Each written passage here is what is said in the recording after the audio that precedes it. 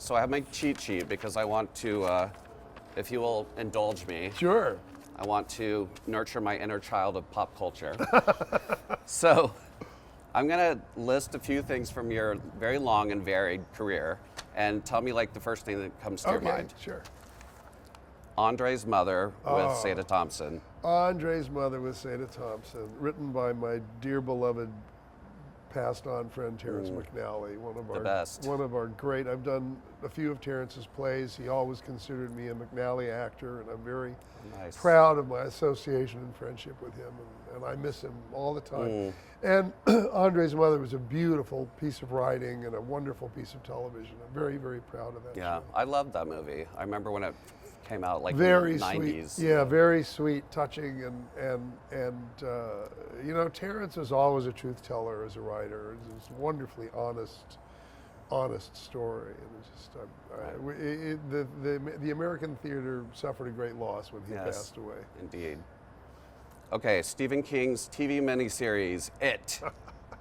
Well, that was just a blast. I mean, it was, you know, I mean, we were all pals. Most of us who were in that movie together had already worked together and were already friends. And, what a cast. A great cast, and we already had our friendships in place. So it was very easy for the bonds were already there. So to play those friendships, which is really at the heart of that story, was easy and fun. We had a blast. And I haven't seen the newer version, and I'm sure it's wonderful, and people do, but so many people come up, you'd be amazed, and talk to me all the time about how much they enjoyed that and how it scared them when they were kids, and you know, so I'm very proud of that show. And it was a big commercial success. It was a huge success.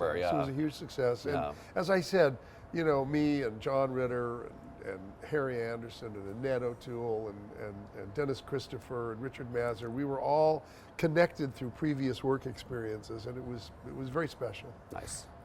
Now this is a very random one, but I remember this so well.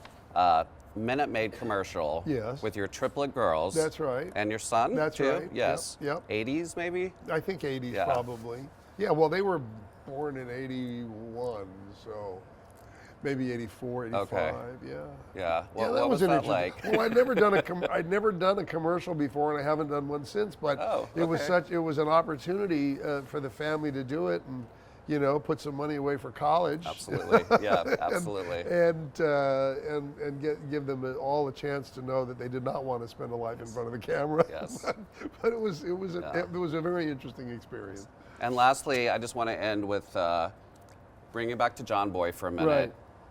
Your final episode, you're on the porch with your folks and your grandpa, and you're actually leaving the show. Yeah, like, that was crazy. What was that like? Well, it was you know, the Waltons was a life experience, not just a job, and as any long-running show is, and as this is for 2 years of, you know, I mean, I'm bonded with these people in a way that's very profound after 2 years of doing this material. Nice. So there I was on the porch with all these people that I loved and who I still consider family, those of us who are still left, and we in touch all the time, but it was there was no acting involved. It was the real thing. I mean, I was really saying goodbye. It was very difficult,